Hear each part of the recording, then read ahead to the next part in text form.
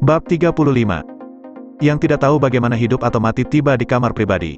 Berkata, Vivi Lan, saudara memiliki sesuatu yang ingin saya minta bantuan Anda. Vivi Lan melambai padanya tangan dan berkata dengan acuh tak acuh. Saudaraku, jika Anda memiliki sesuatu untuk dikatakan, katakan saja. Selama saya bisa membantu, saya akan bersedia menjelaskannya. Menjanjikan, saya ingin meminjam uang, kata Jiang Fengguang. Liu Hua dengan cepat menggema, jika bukan karena fakta bahwa kami tidak punya pilihan lain, kami tidak akan mengatakan itu. Vivi Lan, kamu kaya sekarang, jadi kamu tidak akan membantuku. Ketika Vivi Lan mendengar tentang meminjam uang, dia segera bangun 2 poin. Dia tahu siapa Jiang Fengguang, begitu uang dipinjamkan, ada kemungkinan 99% untuk mendapatkannya kembali. Saudaraku, berapa banyak yang ingin kamu pinjam? Vivi Lan bertanya. Jiang Fengguang membuat gerakan 2. Vivi Lan berkata, 2.000. Vivi Lan, apa maksudmu? Apakah aku perlu meminta 2.000? Jiang Fengguang berkata dengan marah. Berapa itu? Vivi Lan kejam. Jika dia ingin meminjam 20.000 yuan, dia mengertakkan gigi dan meminjamnya untuk menyelamatkan muka. 200.000, kata Jiang Fengfeng tanpa mengubah ekspresinya. 200.000, Vivi Lan menjadi sadar dalam sekejap seolah-olah dia telah minum obat mabuk. Meskipun hidupnya lebih mudah sekarang, dia tidak memiliki begitu banyak uang di tangannya, dan terlalu banyak baginya untuk meminta 200.000. 2 mobil di keluargamu harganya lebih dari 1 juta yuan, dan kamu sering datang ke hotel bintang 5 untuk makan malam. Bagimu, 200.000 yuan bukanlah uang yang sedikit, kata Jiang Fengfeng. Liu Hua tahu bahwa Vivi Lan adalah orang yang menyelamatkan muka, jadi dia harus membual beberapa kata saat ini, untuk meningkatkan kemungkinan meminjam uang, dan berkata, Vivi Lan, kamu berbeda dari sebelumnya, dan kamu tidak tahan hanya dengan 200.000 yuan. Ya, saya melihat Anda, sekarang Anda telah menjalani kehidupan seorang istri yang kaya, dan kekayaan bersih Anda beberapa juta. Vivi Lan merasa sangat nyaman mendengar ini, tetapi dia benar-benar tidak tahan. Tidak mampu 200.000. Melihat tatapan malu Vivi Lan, Julia Su berkata, Paman dan Bibi, Anda meminjam begitu banyak uang, pergi ke bank untuk mendapatkan pinjaman, tetapi pinjaman bank tergantung pada apakah Anda memiliki kekuatan untuk membayarnya. Arti dari kalimat ini. Jelas, saya tidak punya kekuatan untuk mengembalikan uang, jadi mengapa saya harus meminjamkan uang kepada Anda? Wajah Liu Hua menjadi gelap, dan dia berkata, aku sedang berdiskusi dengan ibumu. Mengapa kamu, seorang junior, menghalangi keluarga kaya palsu? Jika Anda meminjamkan uang kepada kami dan memberitahu kerabat itu, apakah mereka akan tetap melakukannya? Katakan kamu tidak berharga di masa depan. Liu Hua menoleh dan terus berbicara dengan Vivi Lan. Vivi Lan benar-benar ingin menang untuk dirinya sendiri di keluarga kelahirannya, tetapi harga 200.000 yuan terlalu mahal dan dia tidak mampu mendapatkan begitu banyak uang sekarang. Jiang Fengguang mendengus dingin, dan berkata, Vivi Lan, mobil-mobilmu itu tidak disewakan. Hanya untuk pamer di depan kita. Kamu tidak ingin kembali ke keluarga kelahiranmu tahun ini? Dalam tubuh Vivi Lan memikirkan bagaimana dia akan terlihat seperti kembali ke keluarga kelahirannya, tetapi dia mengangguk dan setuju, oke. Julia Su sedang terburu-buru, bagaimana mungkin keluarga mereka memiliki 200.000 untuk Jiang Fengguang, dapatkah mereka mencuri dia? Bu. Vivi Lan memelototi Julia Su, dan dia ingin memperjuangkan nada ini bagaimanapun caranya. Melihat masalah meminjam uang telah diselesaikan, Jiang Seng meninggalkan kotak dengan alasan pergi ke kamar mandi. Gifonsu tidak berani mengatakan sepatah kata pun sepanjang waktu, karena Vivi Lan bertanggung jawab atas segalanya dalam keluarga, bahkan jika dia tidak setuju. Faktanya, uang pinjaman juga untuk Jiang Seng. Dia baru-baru ini menyukai proyek investasi, yang kekurangan dana awal. Jangan khawatir, saya akan mengembalikan uang itu kepada Anda segera setelah saya punya uang.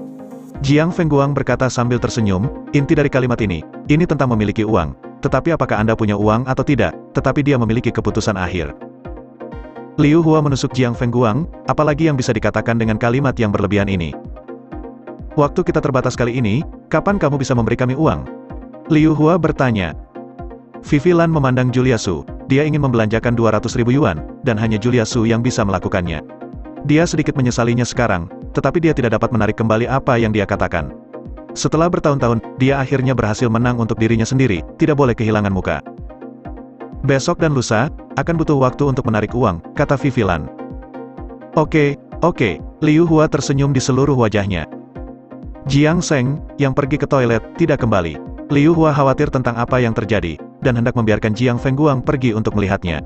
Pintu kotak ditendang terbuka dengan keras, membuat ledakan keras. Saya melihat Jiang Seng dilempar dengan hidung memar dan wajah bengkak, diikuti oleh beberapa pria kekar. Liu Hua adalah seorang wanita yang melindungi anak sapi. Melihat putranya dipukuli seperti ini, dia berlari dengan cepat. Jiang Seng, bagaimana kabarmu? Apakah kamu baik-baik saja? Liu Hua bertanya dengan prihatin. Jiang Seng sangat ketakutan sampai hidungnya menangis dan dia menangis seperti seorang wanita. Siapa kamu? Mengapa kamu memukul anakku? Liu Hua berteriak. Seorang lelaki gemuk dengan kalung emas tergantung di lehernya keluar dengan perut buncit. Siapa namamu? Kamu adalah wanita tak tahu malu yang melahirkan anak laki-laki tak tahu malu. Bahkan dia berani menggoda istriku. Jadi bagaimana jika kamu memukulnya?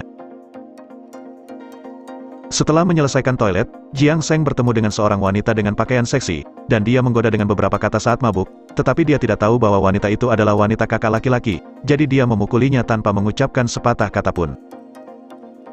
Kata Jiang Seng sangat ketakutan sehingga dia menangis di tempat dan berlutut untuk memohon belas kasihan, tetapi pihak lain menolak untuk melepaskannya, bahkan jika Jiang Seng mengungkapkan nama keluarga Su, itu tidak berguna.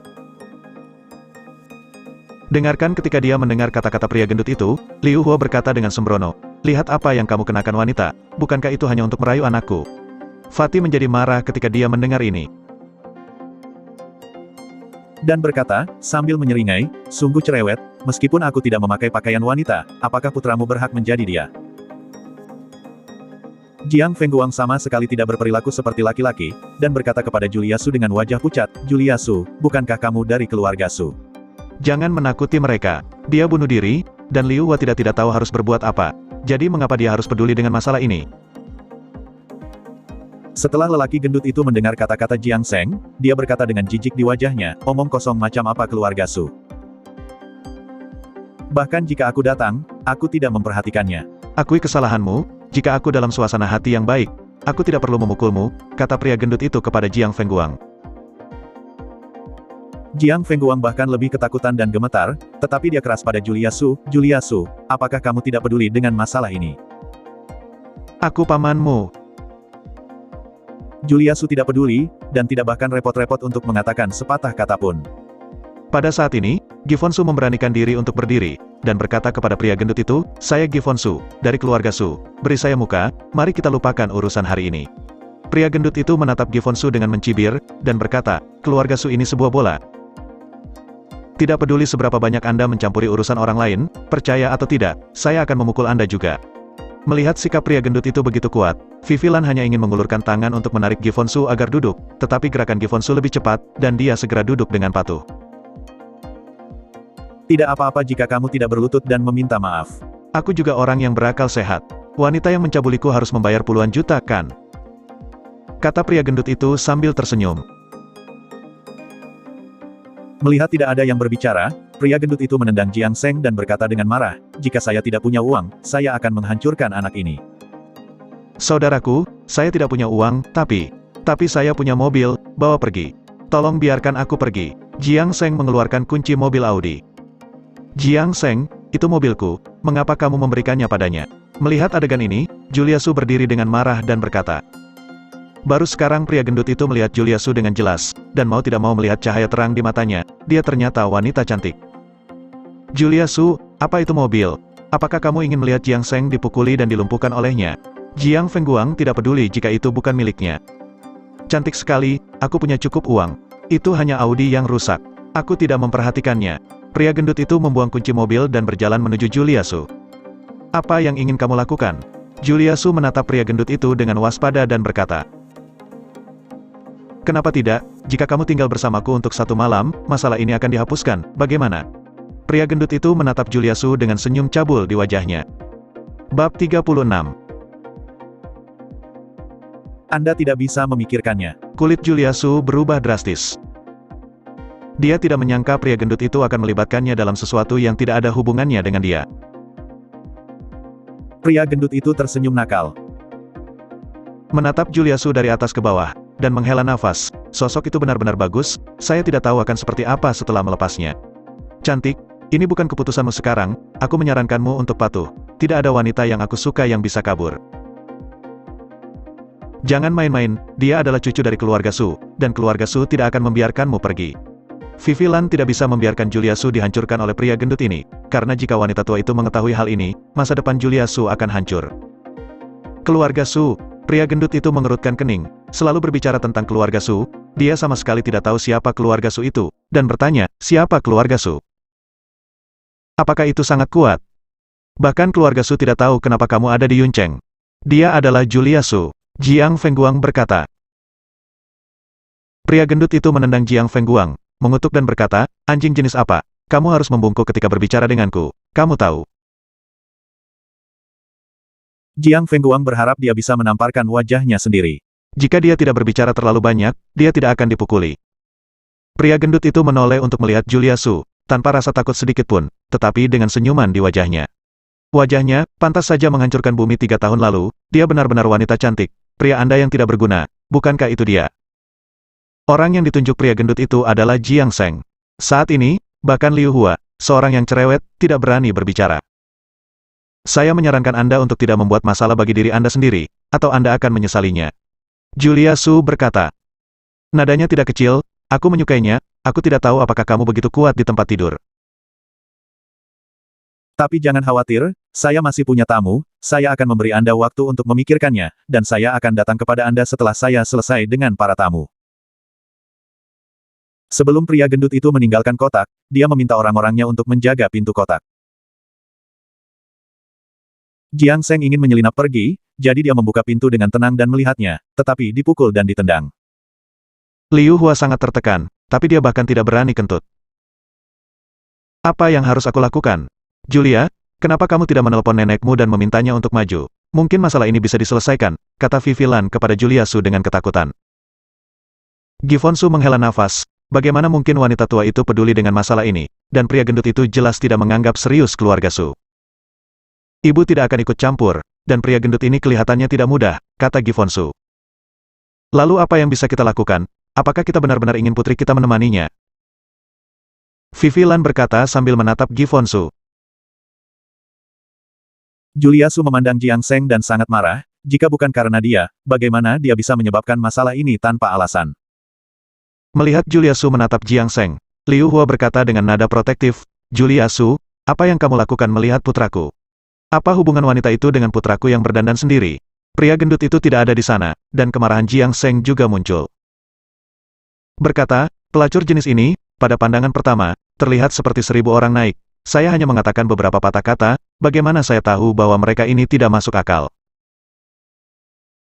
Julia Su putus asa, dengan senyum masam di wajahnya. Sampai sekarang, Jiang Seng masih tidak merasa bahwa dia salah, dan Liu Hua masih harus melindungi anak sapi itu. Benarkah? Mengapa Anda tidak mengatakan hal-hal seperti itu sekarang? Apakah Anda ingin saya menyampaikan kata-kata ini kepadanya ketika dia datang nanti? Julia Su berkata dengan dingin. Kamu. Jiang Seng menunjuk Julia Su, tetapi tidak mengatakan apa-apa. Wanita tua dengan cepat telepon. Vivi Lan mendesak. Bu, bagaimana mungkin nenek muncul karena hal-hal ini? Apakah kamu tidak tahu karakter seperti apa dia? Kekuatannya hanya ada di keluarga Su, bagaimana dia bisa menyinggung orang-orang ini karena aku? Julia Su menarik napas dalam-dalam dan melanjutkan, satu-satunya yang bisa menyelamatkanku adalah dia. Siapa? Vivi Lan bertanya dengan rasa ingin tahu. 3000. Sebastian Han. Vivi Lan memandang Julia Su dengan heran, dan berkata tanpa berkata-kata, apakah kamu gila, berharap orang malang ini menyelamatkanmu?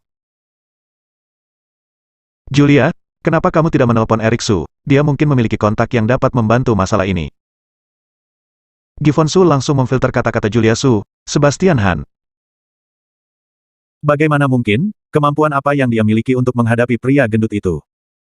Julia Su, apakah kamu menghinaku? Biarkan dia membantu saya menyelesaikan masalah. Jika Anda tidak ingin membantu, katakan saja, mengapa mempermalukan saya dengan berbelok? Jiang Seng berkata dengan dingin. Julia Su sangat marah sehingga dia tidak bisa berbicara. Jiang Seng tidak tahu dari mana rasa superioritasnya berasal. Apakah aku membantumu? Jika saya tidak dibunuh oleh Anda, saya tidak akan terganggu dengan masalah ini. Julia Su sedang berbicara, dan mengeluarkan telepon. Vivi Lan memperhatikan Julia Su beralih ke nomor Sebastian Han, cemas seperti semut di hotpot, dan berkata, Julia, kamu benar-benar ingin menelponnya untuk membuang waktu, bagaimana jika pria gemuk segera kembali? Bu, berhenti bicara, kalian semua diam. Julia Su mengangkat suaranya dan berkata dengan tidak sabar. Liu Hua menatap Julia Su. Gadis kecil ini benar-benar pemarah, tetapi memikirkannya, pria gendut itu ingin Julia Su menemaninya, jadi dia harus membiarkan Jiang Seng pergi, tetapi dia merasa ini bukan urusannya. Setelah Julia Su memutar nomor Sebastian Han, dia bertanya, "Sebastian, kamu di mana?" Sebastian Han meneguk mie instan dan berkata, "Di rumah." "Kamu?" "Aku punya masalah di sini, bisakah kamu membantuku?" Julia Su berkata dengan agak malu. Dia tidak membawa Sebastian Han bersamanya saat dia makan, tapi sekarang dia memikirkannya saat dia dalam masalah. Itu semua salah Vivi Lan. Jika bukan karena dia tidak akan membawa Sebastian Han ditinggal sendirian di rumah. "Oke, aku akan segera datang," kata Sebastian Han tanpa ragu. Mendengar apa yang dikatakan Sebastian Han, Julia Su menghela nafas lega. Dia tidak akan memaksa Sebastian Han untuk melakukan apapun dengan mengandalkan hubungan yang tidak beralasan antara suami dan istri. Jika dia benar-benar tidak mau, Julia Su juga tidak akan memaksanya. Melihat Julia Su meletakkan teleponnya setelah melakukan panggilan, Vivi Lan menjadi tidak sabar dan berkata dengan cepat, "Julia, telepon nenekmu lagi, bagaimana kamu bisa menaruh semua harapanmu pada Sebastian?" Julia berkata dengan datar, "Aku percaya padanya." "Kamu, ini." Vivi Lan sangat marah sehingga dia tidak tahu harus berkata apa. Jiang Seng memandang Julia Su dengan mencibir, jika dia tidak menyelesaikan masalah ini, dia akan dipukul paling banyak, tetapi Julia Su akan dihancurkan oleh pria gendut itu, karena Julia Su tidak terburu-buru. Mengapa dia masuk cepat? Di kotak lain hotel, pria gendut itu dengan hangat memanggang anggur dan berkata, "Saudara Yong, jika kamu menjadi sukses di masa depan, kamu harus menjagaku. Bahkan Cheng Gang ada di tanganmu. Dunia Yun Cheng akan menjadi milikmu di masa depan." Lin Yong meminum anggur, tampaknya tidak terluka, tetapi tersenyum kecut di dalam hatinya. Di masa lalu, dia akan menerima sanjungan ini begitu saja, dan Yun Cheng memang tepat di depannya, dalam jangkauan. Tetapi setelah insiden Changbin, Lin Yong samar-samar merasa bahwa dia tampaknya menjauh dari menjadi orang nomor satu di Yun Cheng, dan Sebastian Han jelas tidak puas dengan penampilannya di kasino bawah tanah. Dan sekarang Mo yang menunjukkan tanda-tanda akan kembali. Kualifikasi apa yang dia miliki untuk bersaing dengan Mo Yang? Mudah untuk mengatakan, jika saya memiliki kesempatan ini, saya pasti tidak akan memperlakukan Anda dengan buruk, kata Lin Yong. Pria gendut itu tersenyum di seluruh wajahnya, dan mengangguk lagi dan lagi, "Kalau begitu, terima kasih, Saudara Yong, ayo, ayo." Sambil mendorong cangkir untuk berganti, Sebastian Han masuk ke dalam kotak dengan wajah cemberut. Lin Yong berdiri saat melihat Sebastian Han, kenapa dia tiba-tiba muncul? "Kakak Sebastian," teriak Lin Yong dengan hormat. Fatih Erliang naik untuk minum, tersenyum dan berkata kepada Lin Yong, "Saudara Yong, siapa ini? Anda benar-benar memanggilnya saudara, sungguh lelucon." Lin Yong memelototi pria gendut itu, takut dia akan mengatakan omong kosong lagi, dan mengingatkannya, "Tutup mulutmu, aku tidak punya tempat untukmu berbicara." "Apakah ini temanmu?" Sebastian Han bertanya pada Lin Yong.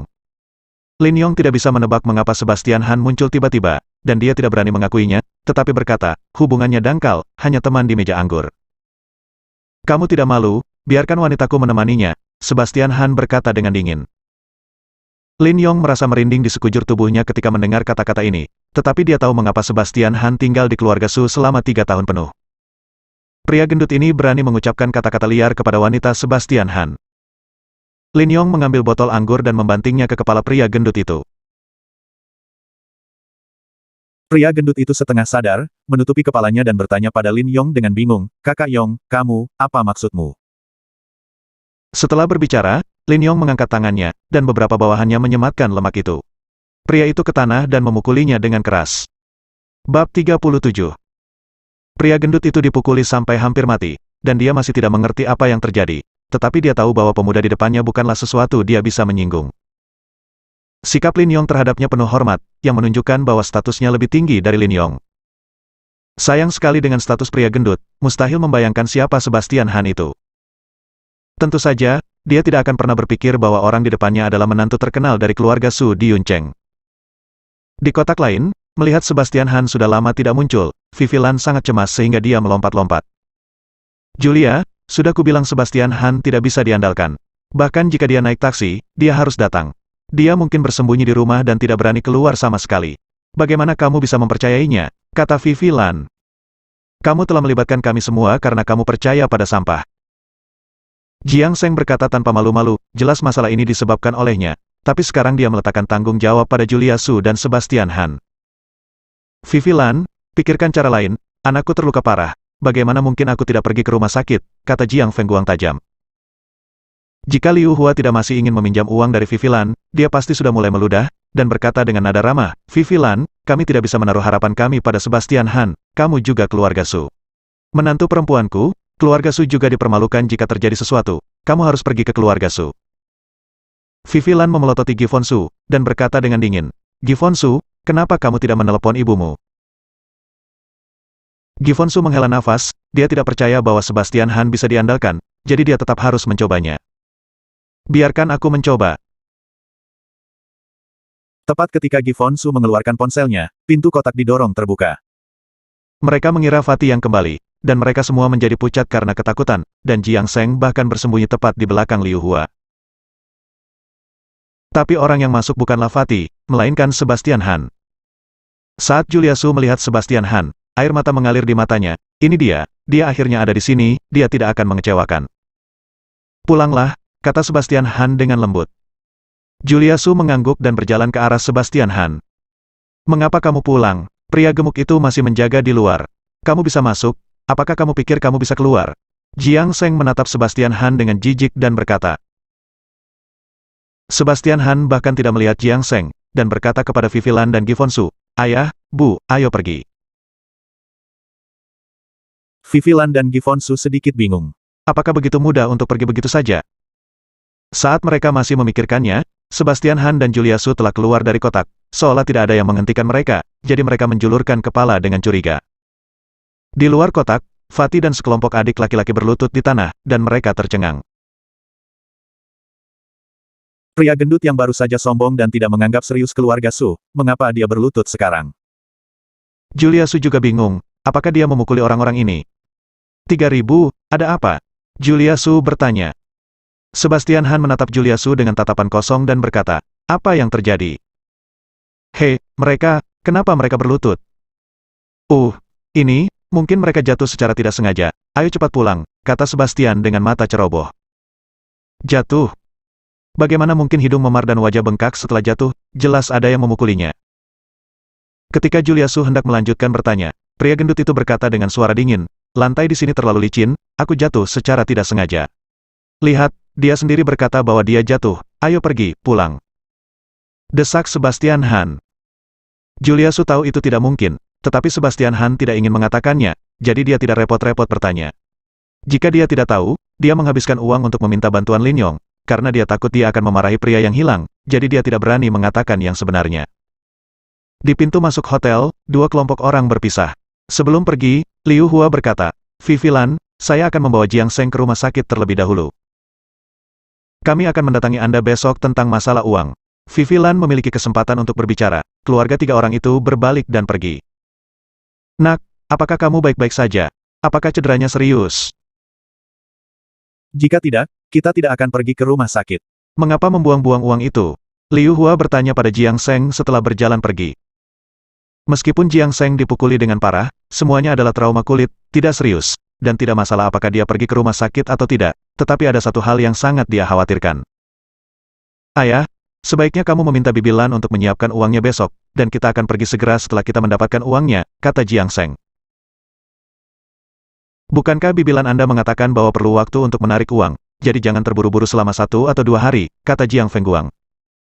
Ayah, apakah kamu bingung? Mungkinkah pria gendut itu baru saja jatuh? Pasti Sebastian Han memanggil beberapa perusuh untuk mengambil tindakan. Pria gendut ini menderita kekurangan tenaga malam ini. Apakah menurutmu orang seperti dia bisakah Anda membiarkan Sebastian Han dan keluarga Su pergi? Jiang Seng menjelaskan. Liu Hua juga masuk akal ketika dia mendengar ini. Jika mereka membalas dendam, bukankah uang yang mereka dapatkan akan terbang, dan berkata, ya, biarkan mereka mengambil uangnya besok, agar tidak menimbulkan kecelakaan.